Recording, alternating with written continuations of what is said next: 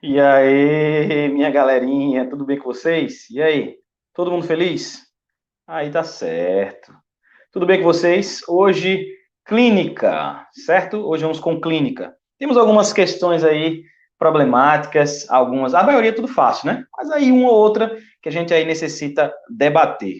Temos uma questão polêmica anulada, então a gente vai aí fazer a nossa história hoje, tá? Espero que você esteja bem, espero que seja uma tarde agradável aqui, nós aqui nesse início de tarde, né?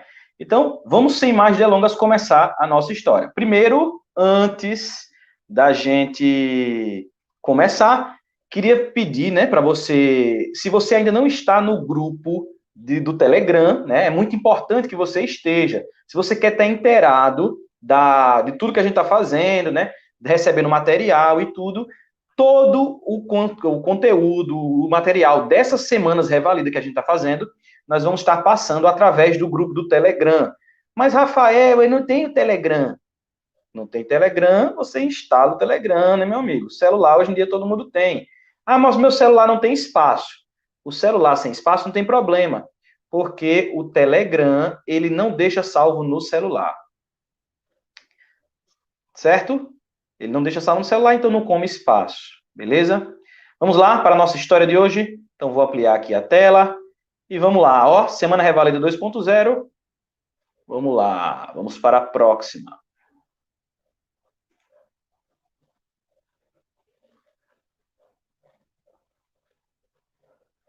32 aqui diz assim, ó.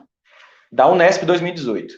Mulher de 69 anos, hipertensa, diabética e sem antecedentes psiquiátricos. Apresentou no segundo dia após mastectomia por câncer mamário, inquietação, desorientação temporoespacial, discurso incoerente, alucinações visuais, ideação delirante, de cunho paranoide e déficit de memória de fixação. O quadro oscila durante o dia, apresentando períodos de melhora durante o dia e piora ao final da tarde ou noite. O diagnóstico mais provável, segundo o CID-10, é: letra A, transtorno psicótico agudo e transitório; letra B, transtorno delirante induzido; letra C, transtorno esquizotípico; ou letra D, delírio não induzido pelo álcool ou por outras substâncias psicoativas. E aí? Aí você diz assim, a primeira coisa quando você lê essa questão é você diz, de novo? Não é possível. Rafael, não é possível que estão repetindo a mesma questão em diferentes provas. Aí eu digo para você, é possível sim. É possível sim. Essa questão é manjada mais do que qualquer coisa. Delirium é a resposta. Nós já fazemos no INEP, já fizemos no INEP, já fizemos também nas outras duas provas de 2020, 2018, 2019 e agora em 2018 na Unesp também. Então você percebe que todo ano tem uma questão que a resposta é delirium na Unesp, não é isso?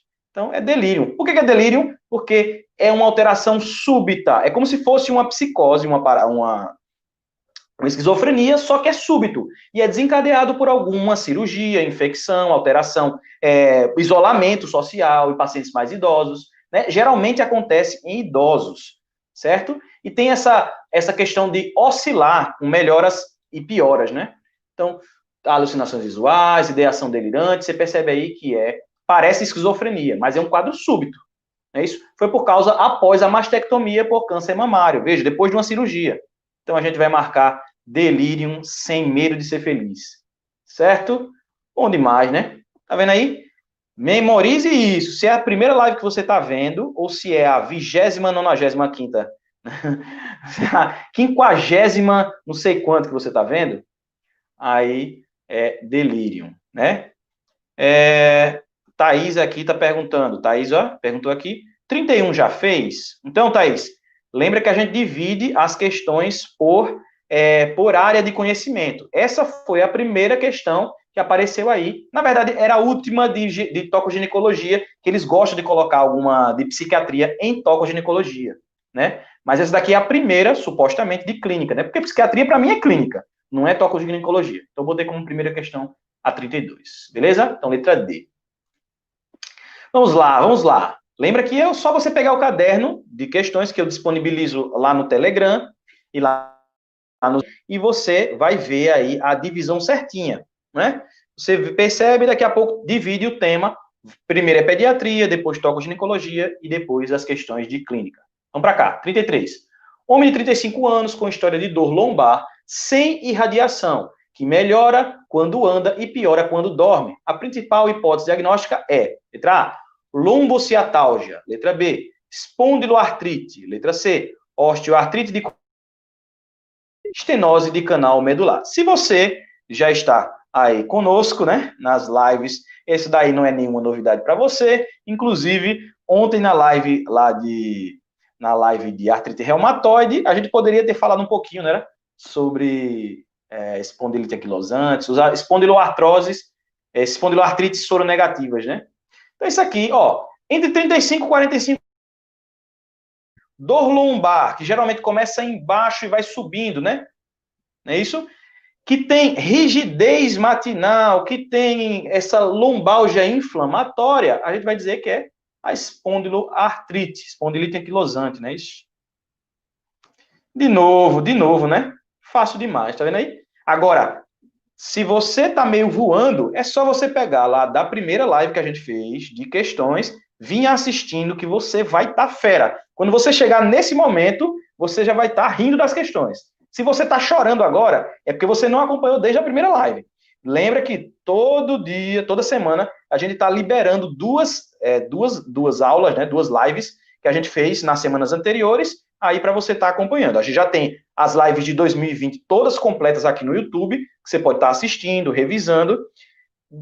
As de 2019, né, as do Unesp 2019, eu estou liberando aos poucos, né?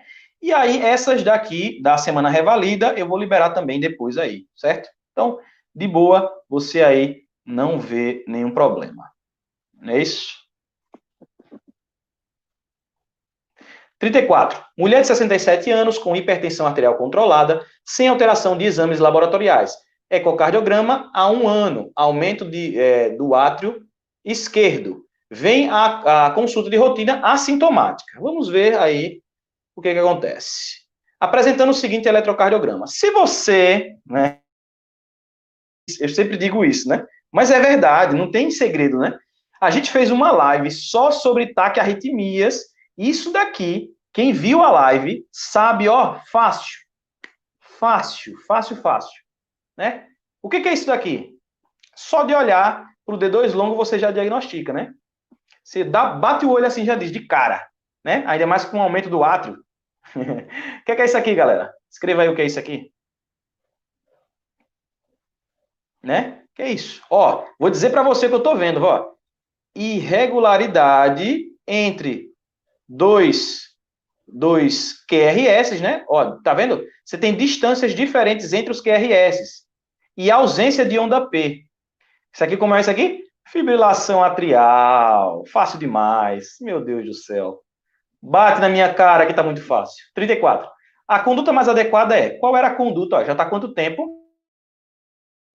Hipertensão arterial controlada, sem alterações de exames laboratoriais, ecocardiograma. Há 1 ano. Olha, há 1 ano. Tá há 1 ano, né? No caso, ela tá assintomática, mas ela tá há 1 ano, né?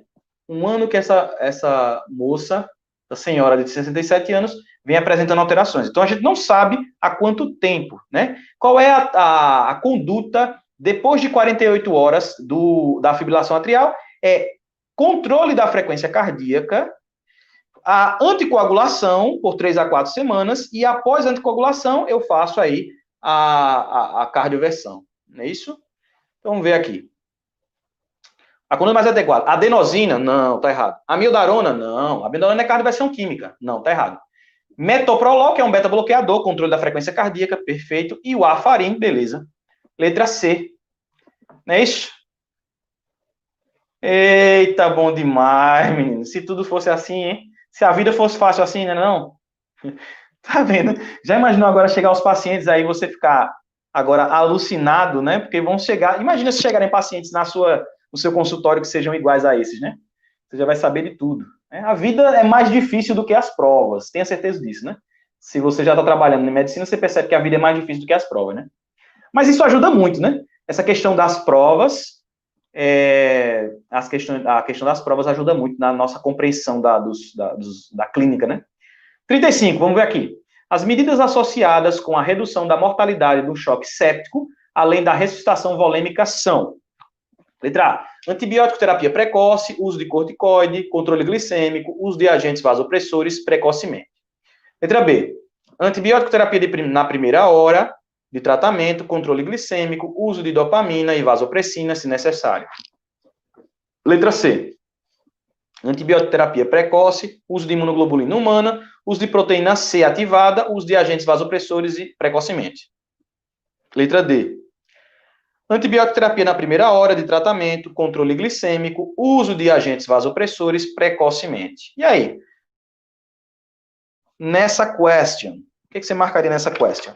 E aí vamos discutir um pouquinho sobre a questão do choque, a gente falar sobre esse tema, né? Nós caracterizamos o choque séptico, uma vez que nós temos aí, quando nós temos a ausência de melhora da hipotensão arterial, mesmo com o uso de vasopressores e o uso da hidratação, né? A gente faz hidratação, faz aí tudo, e aí esse paciente ele ainda apresenta isso daí, né? O choque séptico. Da hidratação, o paciente não melhora a questão.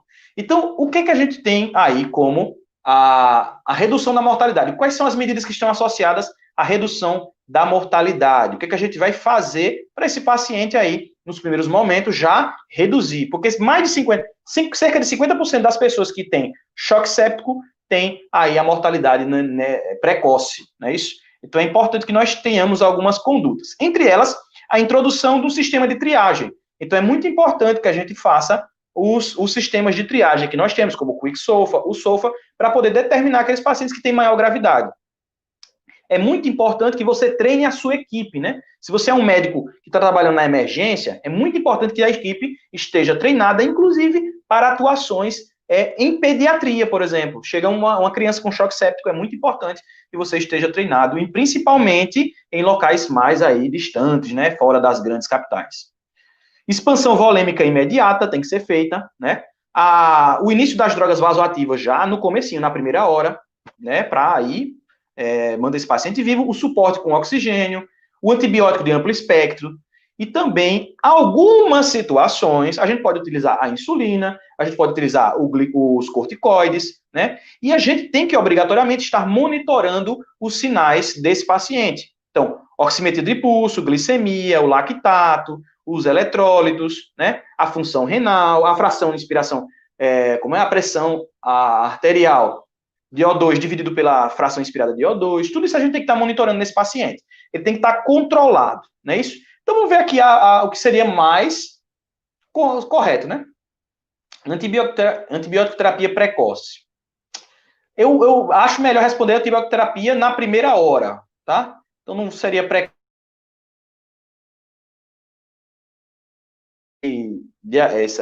Esse termo precoce, ele é muito, assim, abrangente, né? Uso de corticoide pode ser, mas não é, assim, a primeira coisa que se faz, né? Controle glicêmico certo, uso de agentes vasopressores precocemente, beleza. Então, mais ou menos a letra A. Letra B, vamos ver a melhor resposta. Antibiótico terapia na primeira hora de tratamento, certo? Controle glicêmico, certo? Uso de dopamina e vasopressina, não. Né? É isso? Dopamina e vasopressina, não. Vasopressina, não, tá errado. Letra C. Antibiótico terapia precoce, uso de imunoglobulina humana, não. Imunoglobulina humana, não, tá errado. Né? Letra D, antibiótico terapia de primeira hora do tratamento, beleza, controle glicêmico, certo? E uso de agentes vasopressores precocemente, beleza. Letra D, a resposta, letra D, deixa eu ver se é isso mesmo. Resposta letra D para mim, 35. Cadê? 35, letra D, é isso mesmo. Beleza, resposta letra D.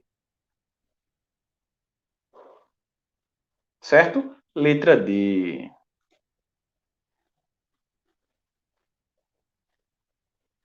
Trinta e seis. Homem de 53 anos, tabagista há 32 anos, apresenta dor precordial intensa irradiada para o braço esquerdo, com duração de 25 minutos, acompanhada de falta de ar, sem queixas prévias. Exame físico.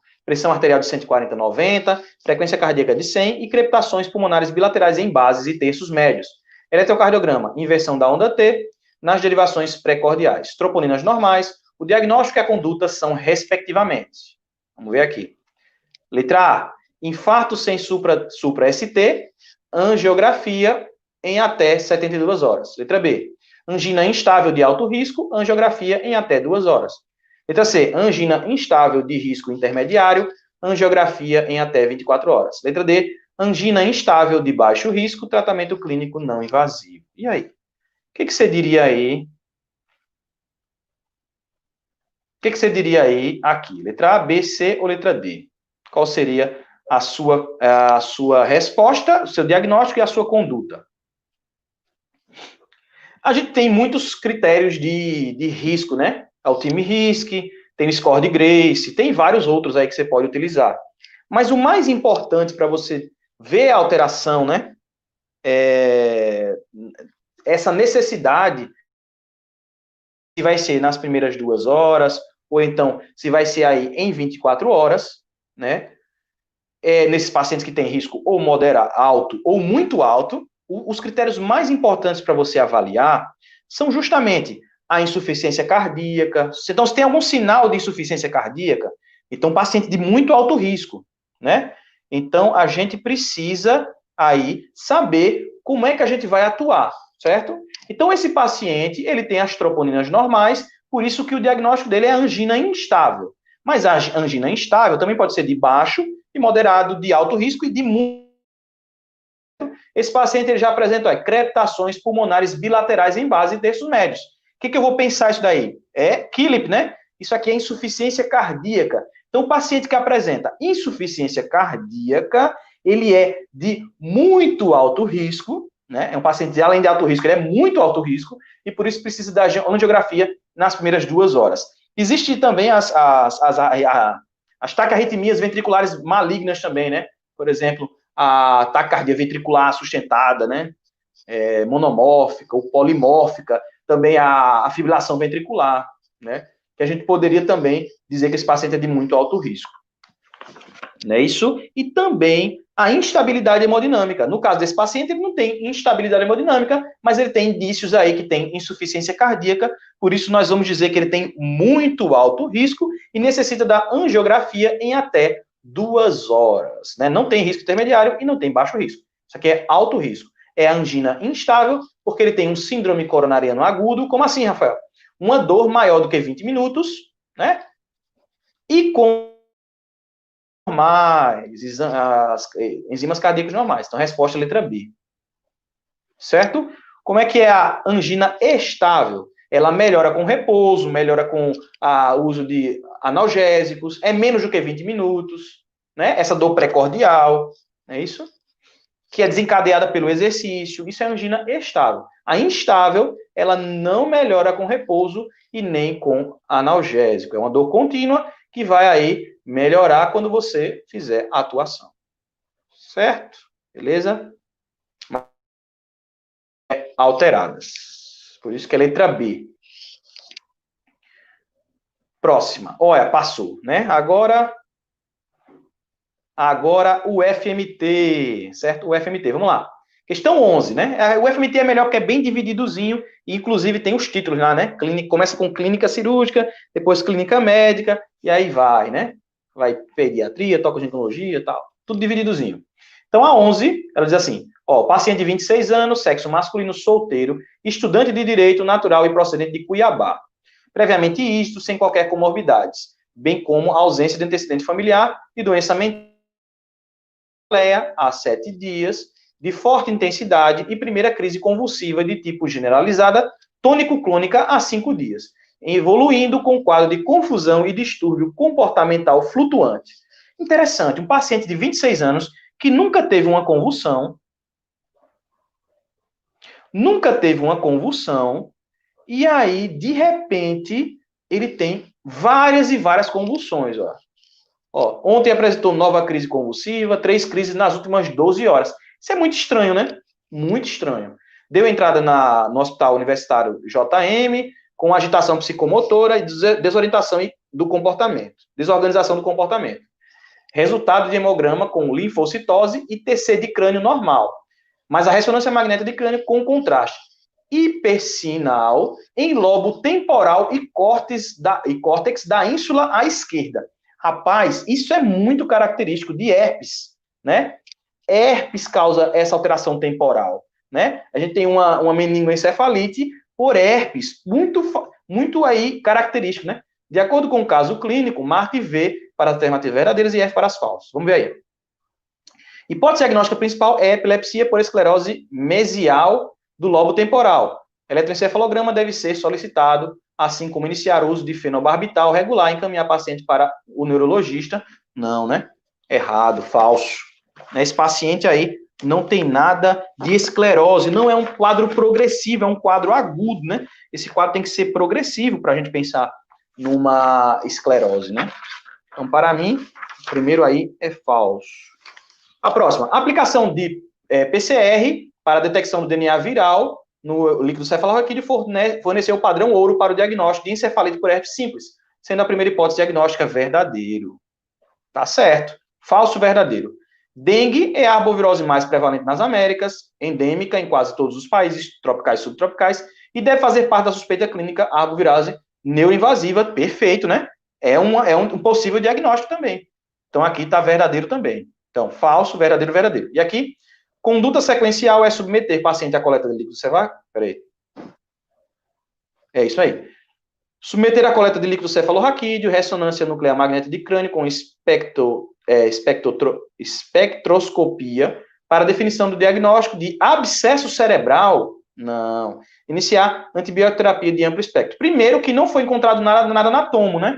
Não viu aí uma massa ocupante que empurrava. Nada disso foi visto, né? É uma lesão de massa, um abscesso. Então, teria algum aí, né? Dentro da questão, logicamente, ele ia mostrar pra gente essa lesão de massa, né? Então, falso, verdadeiro, verdadeiro, falso. Qual é a alternativa? Vamos ver aqui. Falso, verdadeiro, verdadeiro, falso. Letra A. Não é isso? Certo? Letra A. Beleza? Fácil demer. Rapaz, é muito fácil, pelo amor de Deus. A gente só vai perder no Revalida se o cara não prestar atenção, porque a questão é fácil. Uma ou duas questões são difíceis, mas as questões são simples, galera. Eu não sei de onde se tirou que as questões da UFMT são difíceis. Não são simples, né? Essa é a mais atual, ó. Simples as questões. De vez em quando, né? Uma, duas ou três questões, né, de cada uma das matérias, são difíceis. A gente tem 10 questões. Se de 10 questões você acertar 7, tá bom demais, né, não? Perfeito, você passa. 12.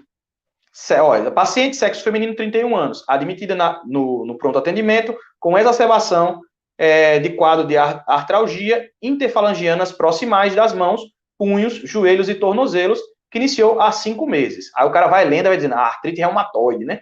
Artrite reumatoide. É isso que ele quer que você pense. De febre diária, diarreia mucosa e hipertensão arterial sistêmica quando foi atendida na UPA e passou a usar enalapril. História aí da paciente. Um abortamento espontâneo à 11ª semana de gestação e trombose venosa profunda há 5 anos. Eita, mas isso aqui é muito característico. Poxa, a paciente teve abortamento e trombose venosa profunda? Eita, meu Deus, não vou dizer nada. História de ter apresentado há 3 anos quadro de púrpura em membros inferiores com melhora espontânea em menos de 30 dias. Eita, meu Deus, está coçando a minha ureia, né? Isso aqui está dizendo, olha, jumento, preste atenção nesses daqui que ela falou agora. Olha, ele tentou te enganar no começo, mas agora ele deu 3 coisas que tu tem que lembrar. Infeliz, tá me dizendo para mim, não é para você não, né? Para mim, dizendo assim, infeliz, preste atenção. Sem tratamento médico na época. Paciente nega hepatite, alterações cardiovasculares e ou pulmonares. Como é? História familiar, sem histórico relevante em relação ao quadro apresentado. Assinale a alternativa correta. Vamos lá. Letra A. Lúpus eritematoso sistêmico é o diagnóstico devido ao envolvimento articular, que é a manifestação mais frequente, hipertensão pulmonar e complicação é a complicação mais comum, denominada síndrome do pulmão encolhido. Letra B. Púrpura trombocitopênica idiopática é a hipótese principal, pelo predomínio do sexo feminino, e equimose é o sinal característico, especialmente em membros inferiores. os processos infecciosos, especialmente o pulmonar, tendem a exacerbar o quadro de púrpura trombocitopênica idiopática. Letra C. A doença de Hodgkin deve ser pelo quadro de febre, diarreia, dispneia em paciente com história de evento trombocitopênico. Geralmente afeta mais mulheres na terceira década de vida. Letra D. Síndrome antifosfolípide é a principal hipótese do caso, confirmada pela presença de um critério clínico, trombose vascular, títulos moderados ou altos de anticorpo anticardiolipina ou anticorpo anticoagulante lúpico devem ser investigados. E aí, qual é que você responde? Já responderam aí, né? Meu amiguinho, pelo amor de Deus, meu querido amigo peregrino, não é possível que você não lembre. Ó, abortamento espontâneo, trombose venosa e... Ó, como é o nome disso aqui? Peraí. História ter apresentada púrpura em meus inferiores com melhores espontâneos. Sabe como é o nome disso aqui? Esqueci, agora fugiu. Ah, como é? Fugiu da minha cabeça, meu Deus do céu. Como é o nome, gente, disso daqui? Na síndrome do anticorpo antifosfolípide. É a lesão de pele. Eita, meu Deus, fugiu da minha mente agora. Esqueci. Escreve aí, pelo amor de Deus.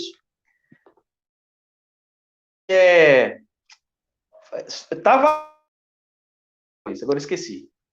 Mas essa lesão de pele é muito característica, né? É o que é ali, tipo um rendilhado. Como é o nome, meu Deus? Alguém escreve aí que eu já tô agoniado, que fugiu da minha cabeça. Então, resposta letra D, né? Resposta letra D. Livedo reticular, é isso. Muito bem aqui.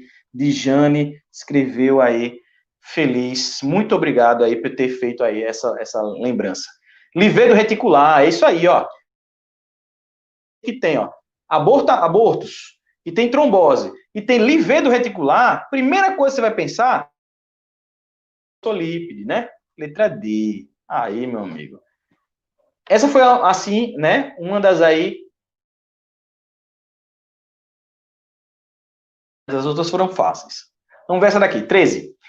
JP, sexo masculino, 19. Eu acho que quem assiste depois, né, fica agoniado. O cara fica, é Livedo, é Livedo. O cara fica em casa, eu acho, né, assistindo, dizendo, é Livedo, menino, é Livedo. E eu tentando lembrar, né. Sexo masculino, 19 anos, estudante de arquitetura, morador no interior do estado. Vem à consulta acompanhado da sua mãe. Referenciados ao ambulatório de cardiologia do hospital universitário para investigação diagnóstica, pois há 20 dias teve um quadro de dor torácica compatível com síndrome coronariana aguda, sem alterações eletrocardiográficas de supradesnivelamento do segmento ST. Ter em derivações pré-cordiais. Enzimas cardíacas alteradas, aqui já tem alteradas, tá vendo? Então ele tem infra-ST com enzimas cardíacas alteradas, isso aqui é um infarto sem supra, né? Infarto sem supra. Foi submetido ao cateterismo cardíaco, que não evidenciou lesões obstrutivas nas artérias coronárias, né? Interessante. Infarto sem supra, mas por que foi causado esse infarto, já que não tinha obstrução nas artérias coronárias? Mãe relatou que o filho é hipertenso desde os 15 anos de idade, quando ele ficou muito aborrecido com a separação dos pais. Que loucura, né? Então, ó, né? Uma criança de 15 anos com hipertensão arterial, eu tenho que pesquisar o quê? Causa secundária, né? Causa secundária de hipertensão, não é comum, né? Antes dos 30, depois dos 50, secundária. Então, vamos ver o que essa criatura tem, né?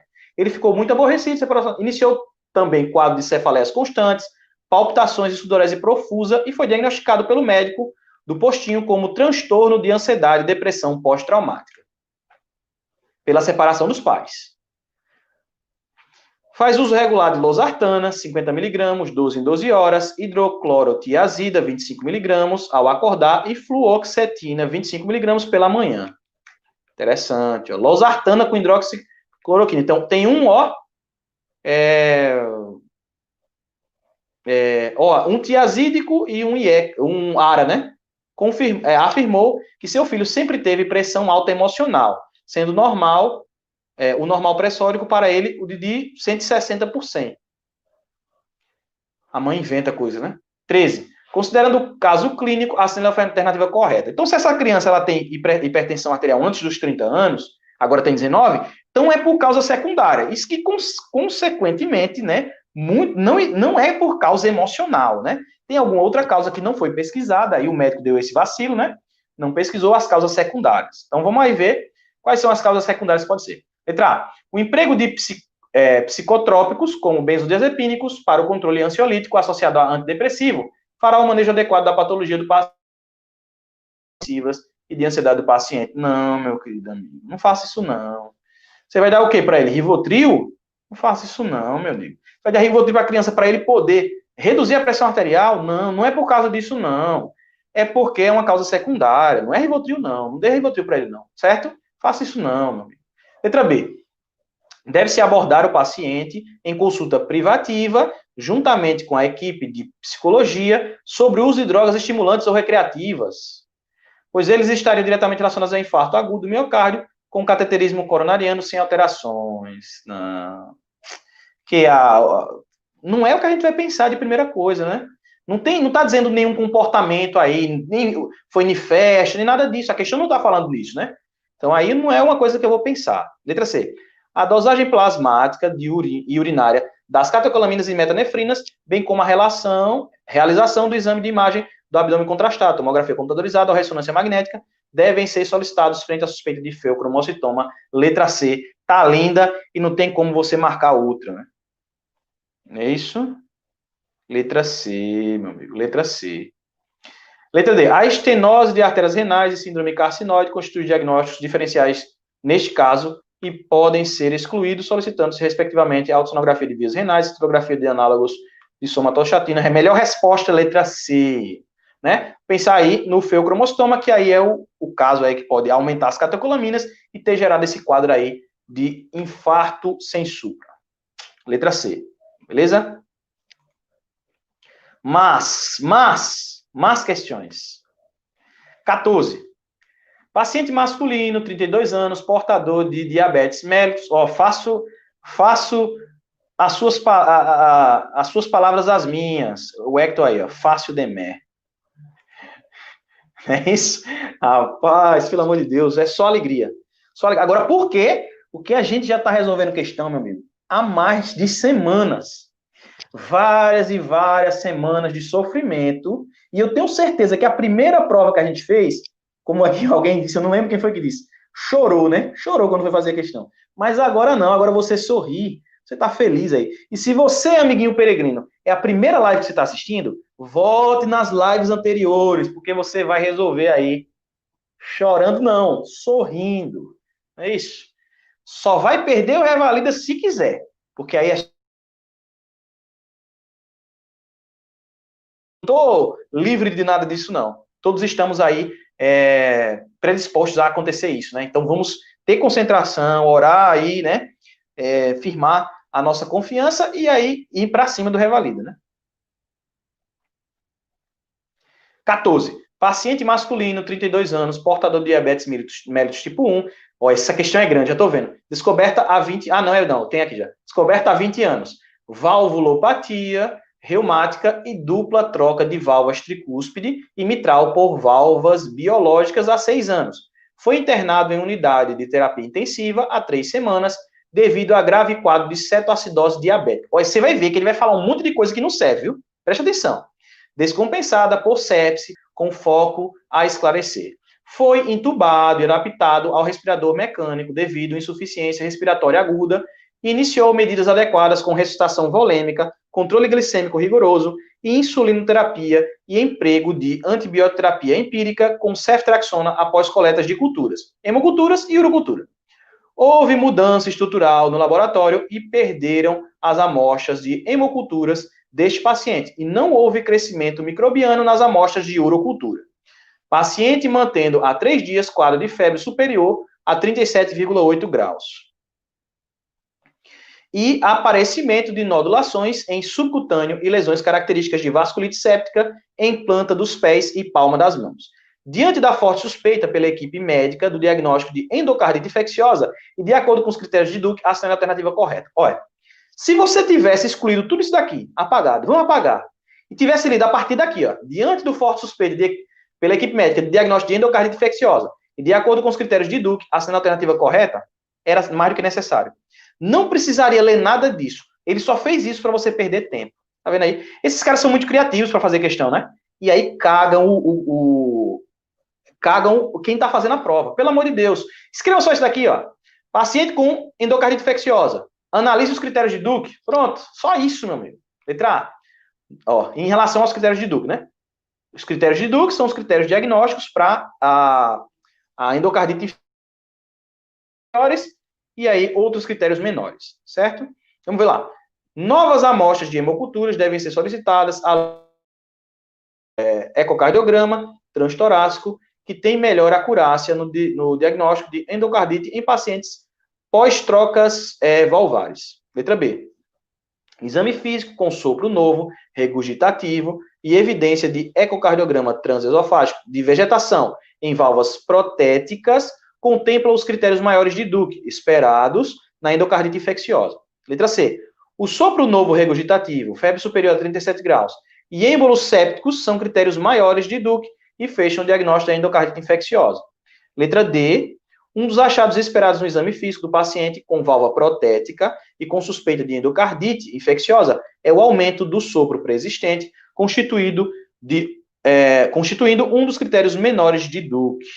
É isso? Então, você tem que memorizar os critérios de Duke, tá? Eu não gosto de memorizar nada, você sabe, não é? Você sabe que eu não gosto de memorizar nada, mas essa questão, você teria acertado ela se você soubesse pelo menos os dois critérios maiores de Duke. Então, vamos memorizar, vamos fazer um acordo, tá? Você sabe que eu não gosto de memorizar, mas aí eu vou fazer uma observação aqui para você. Pense comigo. Critério maior, na maioria das vezes, está relacionado intrinsecamente com a enfermidade, não é isso? Então, ele mostra características específicas da enfermidade, certo?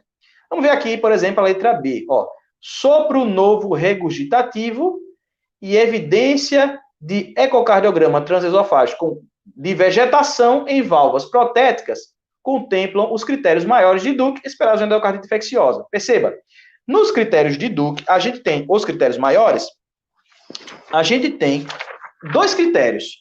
Um é a hemocultura, que você não tem aí nesse caso, e a outra é o envolvimento miocárdico, que pode ser analisado através do ecocardiograma e através do exame físico. O exame físico vai mostrar o sopro, né? Esse sopro aí regurgitativo, né? O exame físico mostra isso. Se você tiver um novo sopro regurgitativo, é um critério maior. O critério ecocardiográfico seria a presença de alterações, as vegetações, como é o caso aqui que está falando na questão. Então, esses são os critérios aí miocárdicos. O outro critério maior, certo? Então, envolvimento miocárdico é um critério que pode ser avaliado de forma física e de forma do ecocardio, certo? O primeiro critério maior é a hemocultura. Então, eu vou ter presença dos germes típicos, ou então evidência sorológica desses germes, tá? Então, se a gente pensar um pouquinho, a gente vê que é fácil, né? Então, a evidência sorológica na hemocultura, ou então a presença do micro-organismo na hemocultura, micro-organismo típico, ou então o critério ecocardiográfico ou físico, né? Segundo critério, envolvimento miocárdico, certo?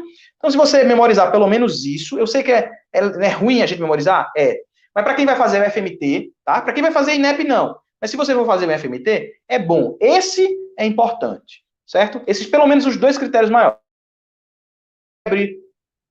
Né? Lesão cardíaca prévia, ó, só besteira. Fenômenos vasculares, né? Fenômenos imunológicos, o germe que não é esse germe típico, né? São outras coisas que podem estar em qualquer patologia, mas que somam pontos para a gente dar o diagnóstico, certo? Então, resposta aí, letra B.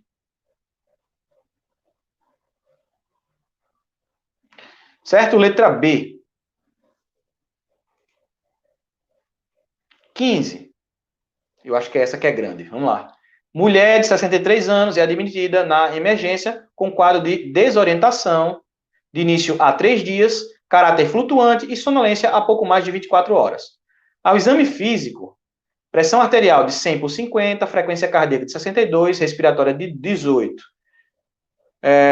Ruídos cardiorrespiratórios em 2 tempos, murmúrio vesicular ausente, com estertores crepitantes em ambas bases, abdômen flácido, indolor, peristáltico, sem visceromegálias palpáveis.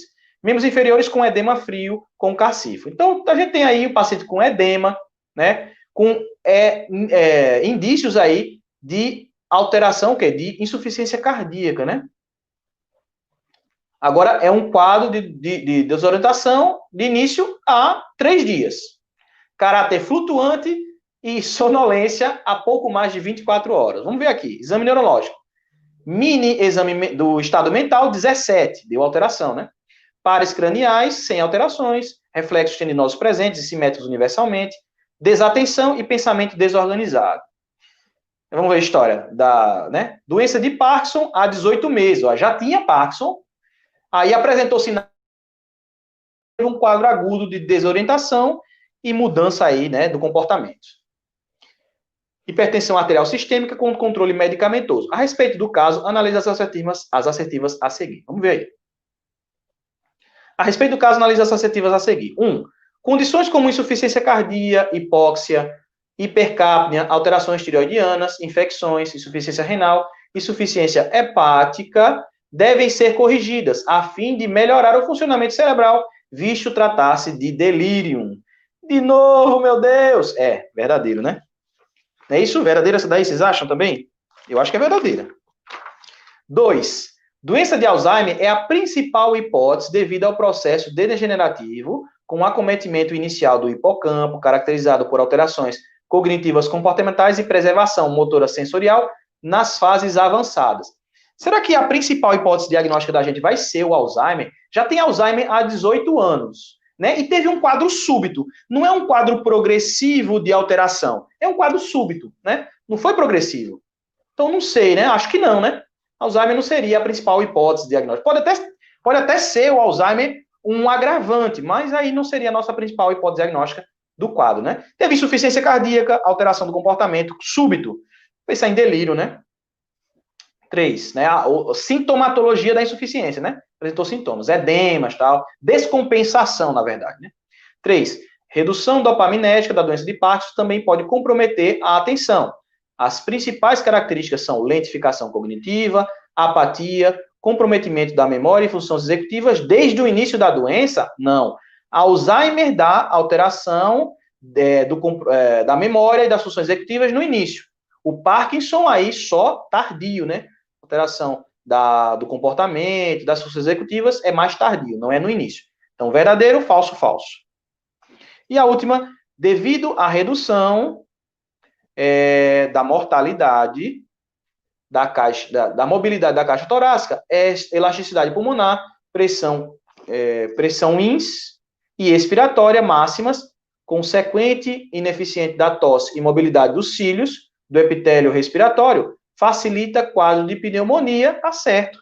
O Alzheimer realmente tem essas alterações que vai facilitar a pneumonia. Então, 1 tá certo e o 4 tá certo. Resposta, vamos ver aqui, 1 e 4, né? 1 e 4 apenas, letra B. Certo? Belezinha? Belezaures? Agora, ó, você tá esperando, né? Você estava esperando por ela. Você está aí, ó, revalida e NEP agora. Vamos ver aí a diferença. Vamos ter um choque agora, né? Choque emocional. Vamos ver aí. Ó. 51. Um homem com 46 anos de idade procura a unidade básica de saúde, queixando-se de mal-estar súbito na véspera da consulta, que o impossibilitou de comparecer ao trabalho. Relata já ter se ausentado outras vezes do trabalho por essa mesma razão e visa obter atestado médico. Queixa-se de problemas com a sua chefia imediata e discorrer o risco de perder o emprego. Informa que, no momento, está separado da sua esposa. Queixa-se de insônia quase todas as noites, dor de estômago ocasional, né, diarreia eventual, dormência nos pés e tremores nas mãos. A ectoscopia mostra-se cansado, apresenta olhos hiperemiados, parótidas de volume aumentado e telangiectasias de nariz. A ausculta cardíaca e pulmonar não apresenta normalidades, né? Pressão arterial de 140/90, frequência cardíaca de 100, fígado palpável a 2 cm de rebordo costal direito, né? Leve edema perimaleolar bilateral, assinale a alternativa em que é apresentado o conjunto de alterações em exames laboratoriais compatível com esse quadro clínico. Letra A. Leucocitose no hemograma, amilase, lipase séricas elevadas. Esse paciente tem pancreatite. Letra B. Policitemia no hemograma, alfa-fetoproteína sérica baixa e hipoxemia. Tem policitemia. Letra C. Hipocromia no hemograma, tirotoxina e triodotoxina séricas aumentadas. Ele tem hipertireoidismo. Letra D. Macrocitose no hemograma, gama-GT e transaminases séricas aumentadas. Ele tem, por que dá macrocitose no hemograma, gama-GT aumentada e transaminases séricas aumentadas? Transaminases séricas, alteração no fígado, né? Gama-GT, alteração no fígado. E macrocitose, esse quadro aqui, está mostrando para mim o quê? Né? A 51 aumenta mais do que a outra, né? Lembra do, né? A ST e a ALT. A ST aumenta mais do que a ALT, não é isso? O que é isso daqui? É álcool, meu amigo. Macrocitose no hemograma, gama-GT aumentada e transaminases séricas aumentadas, isso aqui é álcool, cana, né? Isso aqui é cana. Então, qual vai ser? O que você faz? O paciente, a esposa deixou o cara, o chefe quer demitir, tem alteração hepática, né? Ele tem telangiectasias e tem, o que mais? Tremores, diarreia, né? Insônia.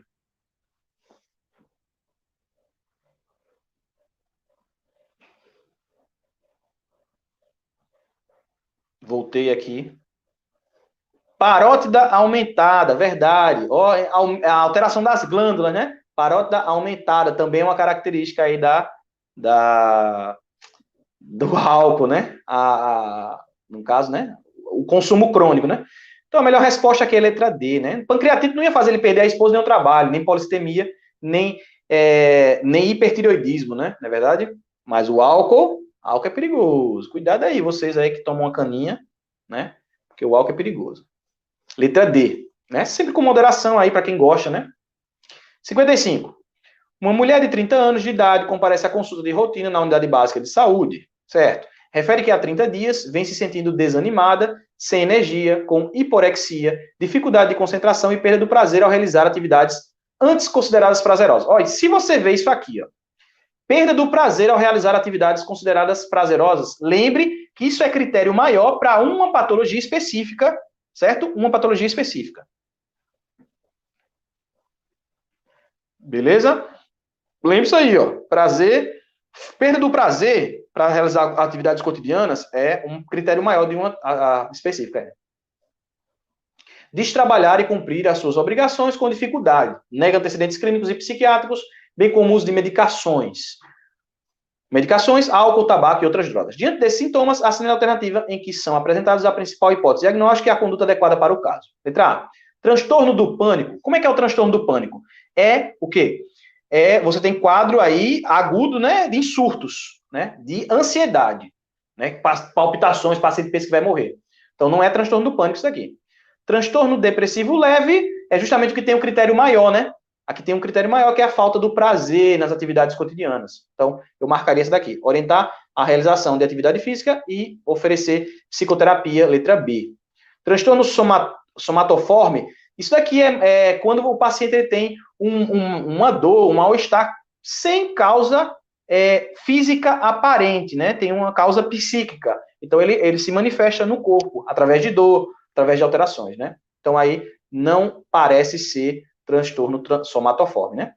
Letra D, transtorno de ansiedade generalizada. Isso aqui é quando o paciente está ansioso, ele tem medo de sair em público, né? Ele não consegue sair de casa, porque está com medo, né? Ansiedade, um medo exagerado. Então, também não é transtorno de ansiedade generalizada. Só pode ser letra B, né? Letra B. Agora, é isso aí, letra B, né? Resposta letra B. Tá vendo aí? Expliquei a que era e por que não era, certo? Então aí, você sabe que eu gosto de descartar, sempre, né? Sempre descartando. 56.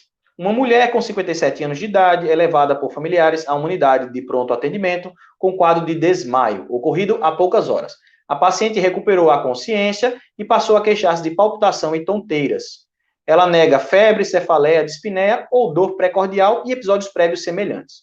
A paciente refere ter hipertensão controlada, apenas com diuréticos, nega tabagismo ou etilismo. Ao exame físico, apresenta-se lúcida, orientada, colaborativa, pálida, sudoreica e levemente taquipneica. A ausculta pulmonar é normal. O resultado do exame cardiovascular mostra ritmo cardíaco irregular, em 2 tempos, bulhas normofonéticas, sem sopros, pressão arterial hipotensa, frequência cardíaca taquicárdica, frequência respiratória taquipneica. Os demais aspectos do exame físico não apresentam alterações significativas. Certo. O que mais? A paciente foi submetida de imediato a eletrocardiograma, cujo resultado é reproduzido a seguir. Pronto. Tá vendo aí? Taquiarritmias aparece direto, né?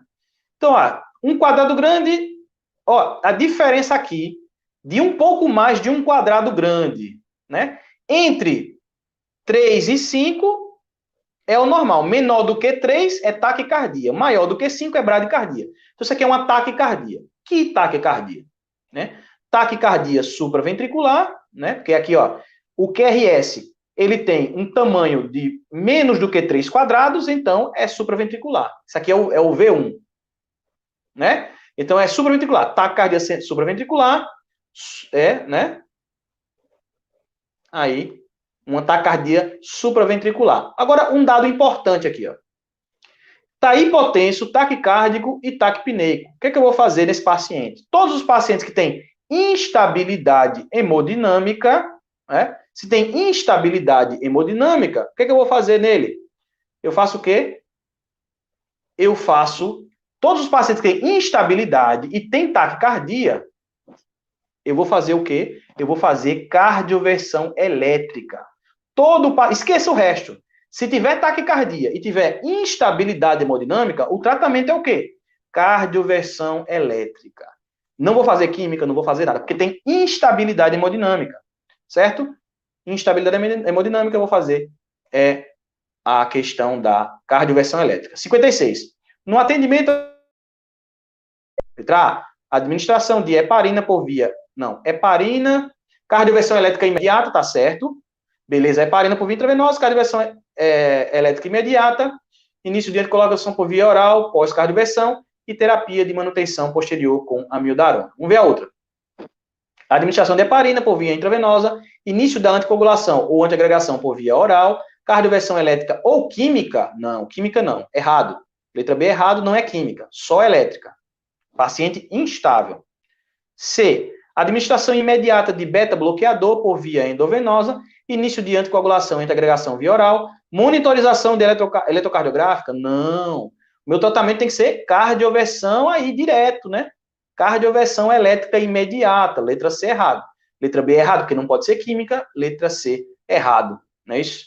Letra D. Administração imediata de amiodarona? Não, amiodarona não, né?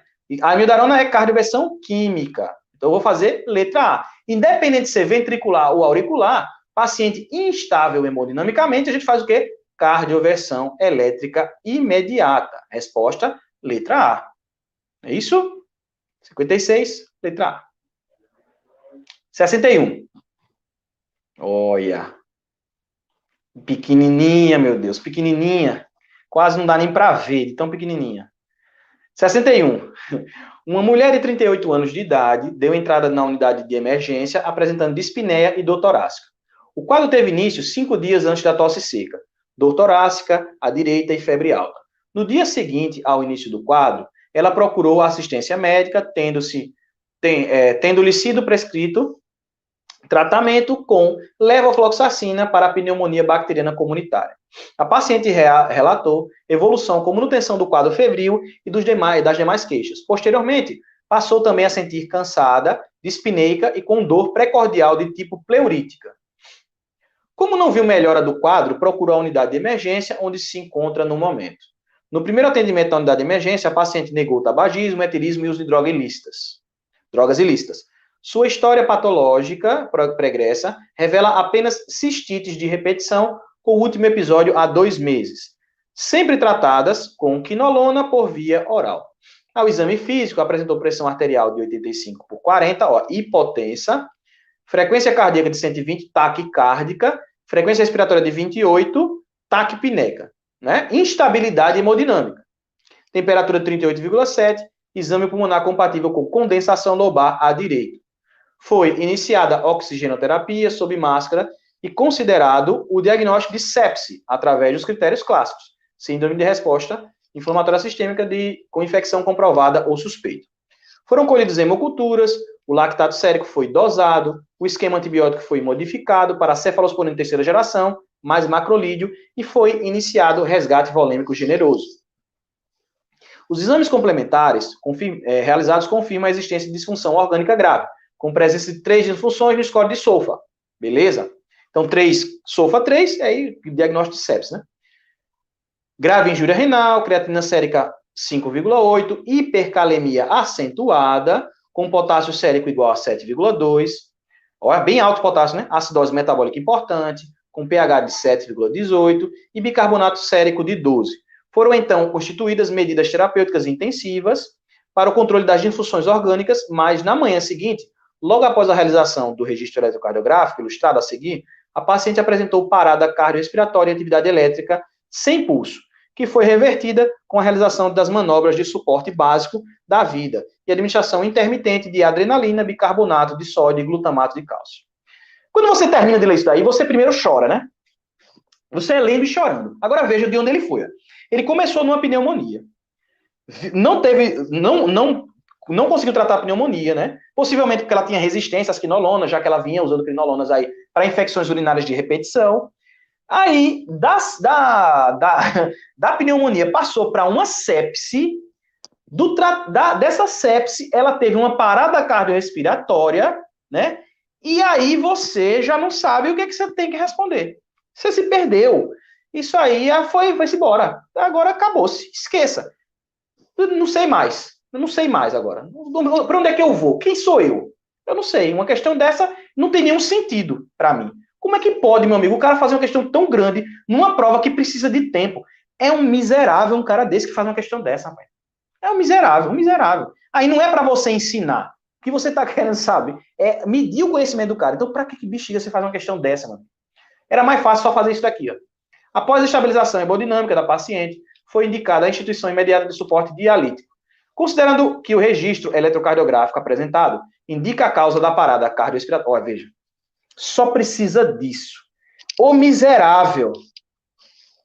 Ó, o registro eletrocardiográfico apresentado indica a causa da parada cardiorrespiratória da paciente. Ou seja, ele só precisaria me dizer o laboratório e mostrar isso aqui. E a partir disso, eu ia deduzir. Para que falar tanta coisa? Meu Deus do céu. Vamos lá. Vamos ver aqui, ó. Vamos ver o laboratório dela de novo, né? Ó, pH de 7, ó, pH baixo, bicarbonato baixo, creatinina alta, né? Ó, o potássio sérico altíssimo, né? Então vamos ver o que é que ele diz aqui. Ó. Na letra A ele diz que o problema aqui é por causa da hipercalemia acentuada e refratária. Letra B, acidose metabólica grave e refratária. Letra C, pericardite urêmica com taponamento. Letra D, sobrecarga volêmica com congestão pulmonar. Você lembra que lá, quando a gente tinha parada cardiorrespiratória, existiam 5Hs e 5Ts, que eram causas de parada cardiorrespiratória. Entre os Hs eu tinha hipercalemia, né? Eu tinha o aumento dos prótons, né? Não é isso? A acidose metabólica, né? Eu tinha o taponamento cardíaco também, né? Taponamento cardíaco era uma causa, um dos S, né? Eu lembro, não, era um dos Hs. Aí era algum nome que ia dar taponamento. Eu lembro que dava taponamento. E sobrecarga e congestão pulmonar também era uma das causas. Então, essas todas são causas. Quando eu olho para esse eletrocardiograma, eu lembro de uma coisa. Eu lembro, isso, hipercalemia acentuada. Eu lembro que a hipercalemia, ela produzia uma sequência de eventos, e é muito importante você prestar atenção nisso. Ó. A primeira coisa, quando o paciente tem hipercalemia ali em torno de um pouquinho mais do que 5, né, logo quando ele passa os 5,5, né, de hipercalemia, ele começa a ter ondas T picudas, né, ondas T picudas. Passando mais, né, depois do 6 e tal, ele começa a ter o achatamento das ondas P e aí também a alteração do intervalo PR também, né, a alteração do intervalo PR. Depois de um tempo, ele começa a ter alargamento do complexo QRS, já no final. E depois do alargamento do QRS, o que acontece posteriormente é a fibrilação ventricular ou, então, a assistolia, né? A atividade elétrica sem pulso, a sistolia, o que pode acontecer é isso, né, esses distúrbios. Então, a gente tem esse eletrocardiograma com o quê? Alargamento do complexo QRS. É isso que a gente está vendo aqui. E está muito alargado, né? Muito, muito alargado. Isso aqui é por causa de hipercalemia acentuada e refratária. Letra A. Né? Primeiro são as ondas T, depois as ondas P, e depois aí causa o alargamento do QRS. Essa é a sequência de eventos que você tem aí na hipercalemia. Beleza? Então, 61, letra A. E aí expliquei por quê também, né? Certo? 64. Um menino de uma faculdade base, um médico de uma unidade básica de saúde, foi chamado pela direção de uma escola de ensino fundamental para avaliar algumas crianças que se apresentaram com os olhos vermelhos. A professora do terceiro ano está preocupada com o número crescente de alunos que têm se nos olhos, lacrimejamento e dificuldade de olhar para ambientes claros. Dos 43 alunos da turma, né, dessa professora, 10 já apresentaram as queixas. Ao examinar as crianças, chama a atenção do médico a presença de triquíase com cicatriz na conjuntiva tarsal, hiperemia conjuntival importante e pouca secreção purulenta. Essas três características tem que fazer você lembrar de uma patologia. É lógico que essa daí é difícil, né? Questão difícil aí, para você lembrar de oftalmo, né? Mas tem que lembrar aí dessa patologia, certo? Então, triquíase com cicatriz da conjuntiva tarsal, hiperemia conjuntival e pouca secreção purulenta. Essas três características tem que fazer você lembrar de uma patologia. Além da orientação sobre medidas de higiene e modo de transmissão do agente etiológico, a conduta, nesse caso, é, letra A, afastar do ambiente escolar as crianças que apresentam o problema e prescrever tobramicina, 0,3% tópica como tratamento. Letra B, prescrever medicamentos para alívio dos sintomas e aguardar a resolução espontânea do problema nas crianças atingidas. Letra C, realizar a cultura para a confirmação do agente etiológico e prescrever tobramicina 0,3% tópica para o tratamento das crianças atingidas pelo problema. E letra D, realizar tratamento coletivo com azitromicina 20 mg por quilo de peso por via oral durante 3 dias e programar o controle de tratamento para as crianças atingidas pelo problema. E aí, o que você marcaria aí nessa alternativa? Letra A, letra B, letra C ou letra D? Você está sendo induzido, né? Eu sei que você está sendo induzido a marcar letra A como conjuntivite, né? Mas essas três características aqui, ó, triquíase com cicatriz na conjuntiva tarsal, hiperemia conjuntival, importante, e pouca secreção purulenta, dão o diagnóstico de tracoma. Tracoma, né? O que é o tracoma? O tracoma é uma alteração causada pela clamídia trachomatis, né? Então, isso aqui é o que mostra pra gente que é um tracoma, né? Essa cicatriz na conjuntiva tarsal, com triquíase, hiperemia conjuntival e pouca secreção purulenta, é o que vai mostrar pra gente o tracoma, tá? Tracoma. Como é que se trata o tracoma? Né? Clamídia, azitromicina, né? Azitromicina para todos aqueles que foram afetados. Realizar tratamento coletivo com azitromicina 20 mg por quilo de peso por via oral durante 3 dias e programar o controle de tratamento para as crianças atingidas pelo programa. Letra D. Foi anulada essa questão, não sei por quê, mas aí diagnóstico é tracoma, letra D. Certo? Beleza? Resposta é letra D. E aí, meu queridinho amigo peregrino, nos vemos aí. Questão difícil ver essa última. Nos vemos aí às 17 horas. Espero que você tenha gostado dessa parte da nossa live, na live pela manhã, e espero você às 17 horas. Certo? Então, tchauzinho, até mais tarde e tenha bons estudos, né? E uma boa tarde para você. Tchau.